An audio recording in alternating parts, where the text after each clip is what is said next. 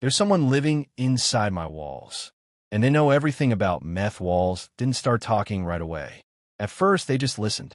I know that sounds stupid, like something someone says after they've already lost their grip. But if you've ever lived alone long enough, you know the difference between a house that's empty and a house that's quiet on purpose. The night I realized someone was inside my walls, I wasn't scared. I was embarrassed. Because they already knew my name. The house wasn't old. That's important. No history. No creaking beams from the 1800s. Just a small, forgettable rental tucked between louder lives. Thin walls. Cheap paint. The kind of place where your thoughts echo louder than footsteps. I moved in after a breakup that didn't end cleanly. No jitting. Just distance. Silence. The kind that stays. Living alone felt like freedom at first. I talked to myself more than I should have. Sang off-key. Answer questions out loud. And sometimes, I swore the walls leaned closer. It started with movement. Not loud. Not dramatic. A soft shift behind the drywall when I turned off the lights. I blamed pipes. Then mice.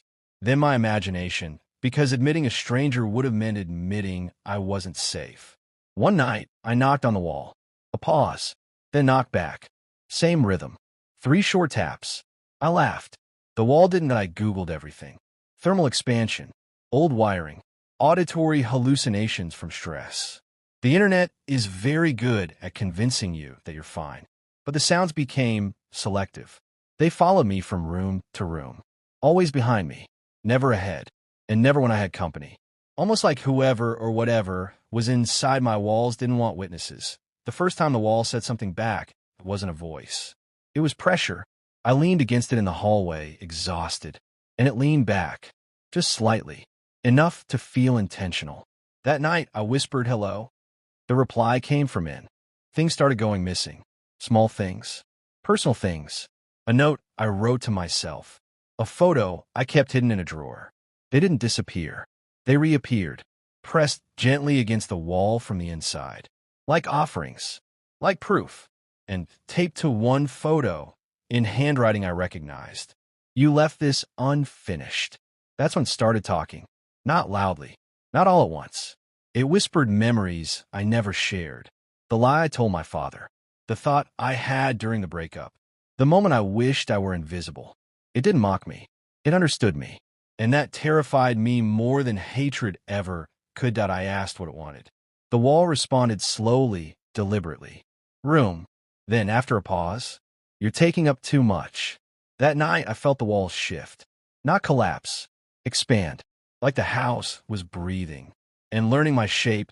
I found old blueprints online. The house wasn't built wrong. It was built twice. Rooms sealed. Hallways erased. Spaces left intentionally hollow. The previous tenant didn't move out. They were absorbed. I realized something then. The walls weren't hiding someone. They were keeping someone. I packed to leave. The walls grew tighter. The voice begged. Not to stay. To switch. It said I could rest. It said I'd finally fit. When I opened the front door, the hallway behind me sealed itself. Drywall, closing like skin. I don't know how long I was inside the walls.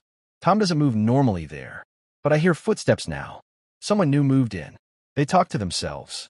They think they're alone. And sometimes,